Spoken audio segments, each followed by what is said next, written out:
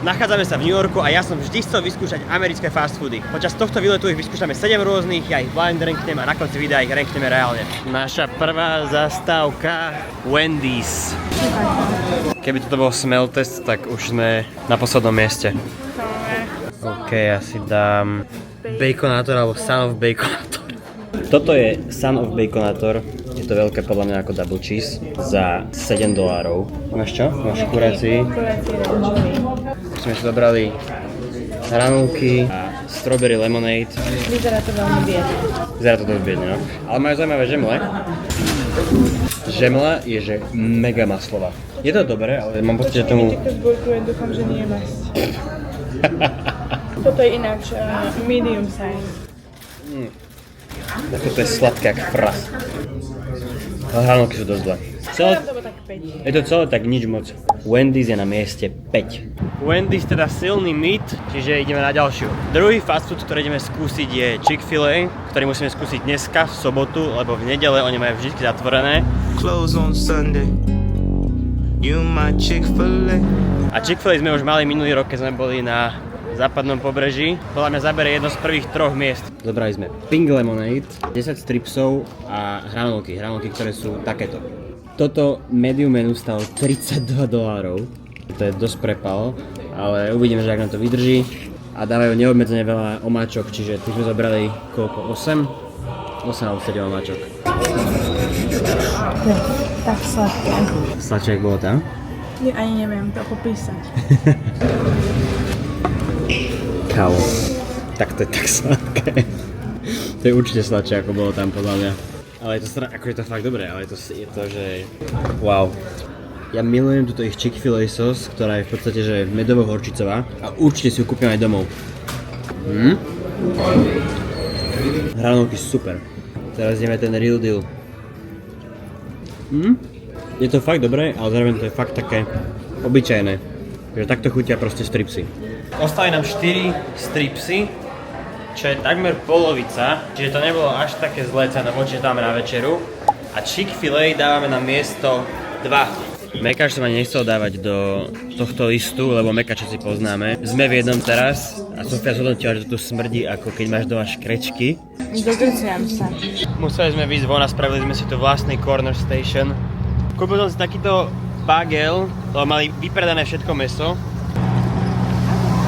No je to dosť zlé. Aj to moje je dosť zlé. Všetci hovoria, že mekač je zlý v Amerike, ale myslel som si, že raňajky nemôžu byť zlé, lebo raňajky z mekača sú proste pík. Ale nie sú.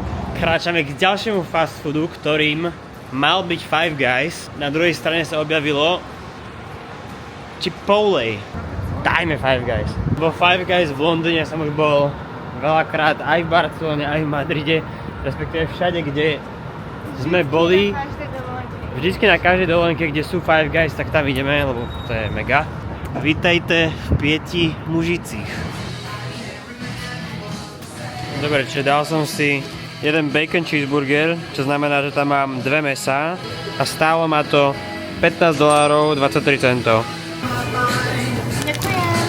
To je tiež dosť cool vec na Five Guys, že si zadarmo zobrať hocikoľko arašidov a hocikoľkokrát. Pre tých, čo ste ešte neboli vo Five Guys, to tak funguje, že samozrejme viete si aj sami nakombinovať burger, alebo oni majú nejaký predpripravený burger, ktorý sa volá All The Way a z All The Way si vlastne iba povyberáte veci, ktoré tam nechcete. Niektoré tam chcete, ale ktoré tam nechcete. Čiže ja som si dal All The Way, v ktorom je asi 8 rôznych vecí, tu to niekde dám. Podľa mňa tieto ich burgery nevyzerajú nejak akože úžasne, ale strašne mäkké, obrovské, teším sa na to.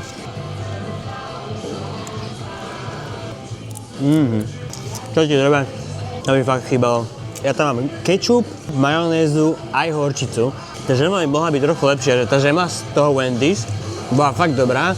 Všetko ostatné na tom burgeri z Wendy's bolo hrozné. Ale keby tu bola taká žema, ako tam bola, to by bola dobrá kombinácia. Milujem Five Guys. Tak sa to idem rozložiť, bo som nažratý.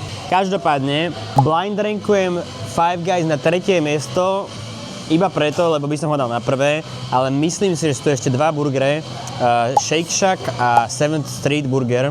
A nechcem ich podceniť, dávam im šancu, aby boli na prvom. Ďalšia zastávka, ktorej dávam veľké šance, aby prekonala všetko, je Shake Shack. Shake Shack tu vidím všade, Sú to burgery, čiže poďme sa pozrieť, že čo tu majú. Wow, toto je to, čo ja mám rád. Double, bez avokáda, môže byť. V tomto burgeri je ich originálna omáčka, čiže si myslím, že to je dobre skúsiť. Je to prekvapivo dosť malé podľa mňa a dosť messy, že nemyslím si, že sa z toho najem, ale poďme dať teda taste test na túto vec. Wow. Wow, to je fakt dobré. Ten syr je strašne cítiť. Má to veľmi takú mesitú chuť a má to takú žemlu, ako som vytkínal vo Five Guys, že to není také maslové, toto je veľmi maslové. A má to tu papriku. Papriku? Myslel som, že to bude mať paradajky, ale vyzerá, že to je paprika. Neviem, či to je tým, že sme v takej prémiovejšej budove, ale aj toto vyzerá veľmi pekne. Nie úplne jak tie iné fast foody. To Wendy's bolo hrozné. Toto je priestorovo veľmi pekné. Práve som sa dostal k paprike, ktorá je dosť spicy. Ja nemám rád spicy veci. Je to dosť. Také to je. To fajn, ale práve som zistil, že tam sú asi čili papričky. Ale je to echt štiplavé. A to, keď ona povie, že to je štiplavé, tak to musí byť fakt štiplavé. A Filip neznáša štiplavé. Ja neznášam štiplavé, presne tak. No dobre, čiže Shake Shack nemôže byť určite prvé miesto, ale zároveň nemôže byť ani 6. alebo 7.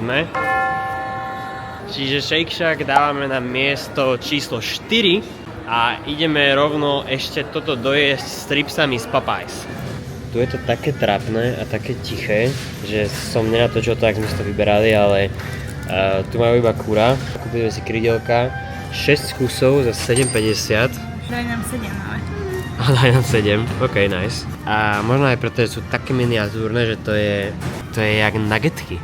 Je to také suché. Aj no. Proste o ničom. A veď proste dlho pečieš kura. V airfryeri. Hej. Popeyes Chicken nedostali ani veľa času v tomto videu a ani dobré miesto. Posledné miesto zatiaľ.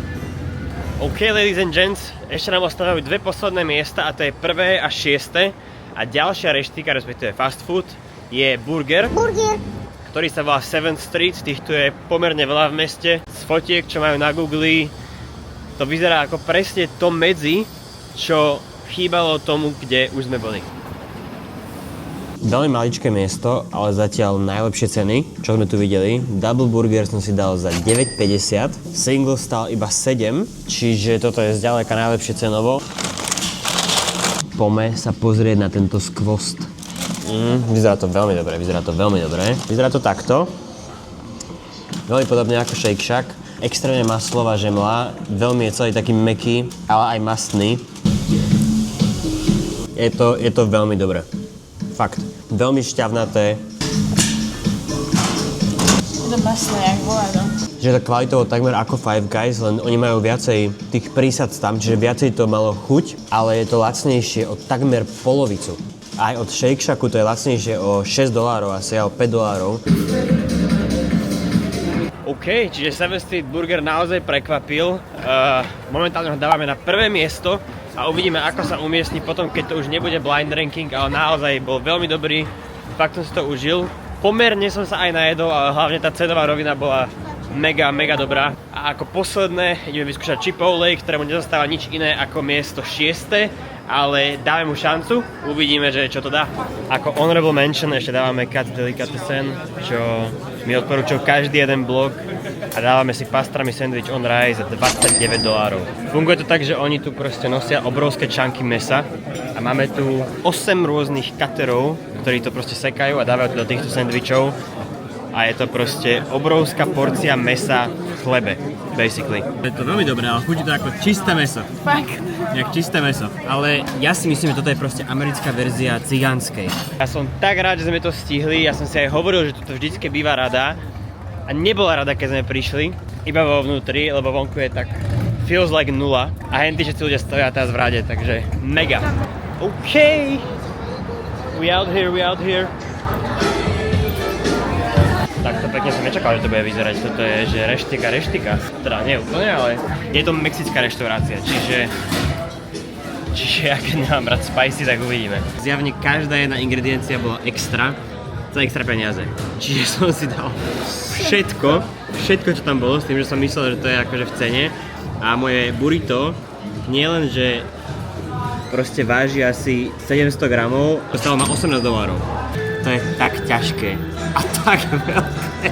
Najväčšie burrito na Toto svete. je najväčšie burrito na svete. Nedala mi tam žiadnu sausu, dala mi tam iba sour cream, čiže... A guacamole.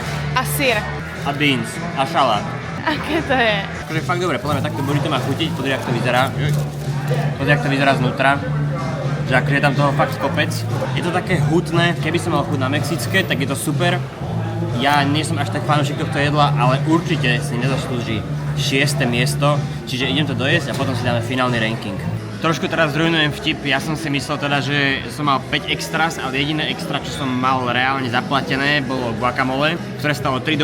Čo znamená, že keby to sme dali preč, tak by to vlastne bolo aj celkom dobre cenovo a ešte sme sa z toho najedli aj dvaja, čiže to trošku mení situáciu, ale nie tak zásadne.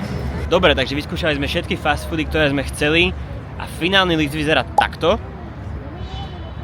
Ale reálny list, ktorý som teda dal podľa toho, ako sa mi to reálne páčilo, bolo 7. miesto Popeyes, 6. miesto Wendy's, 5. miesto Shake Shack. Shake Shack by si možno zaslúžil aj vyššie miesto, ale proste bohužiaľ číslo 4 máme Chipotle, číslo 3 dávame na Chick-fil-A, číslo 2 je 7 Street Burger a číslo 1 je Five Guys. Ktoré Five Guys bude prvý, som hovoril už od začiatku a potvrdilo sa to, naozaj najlepší burger in this town. Ja som celkom spokojný s tým, ako som to vlastne orejtoval.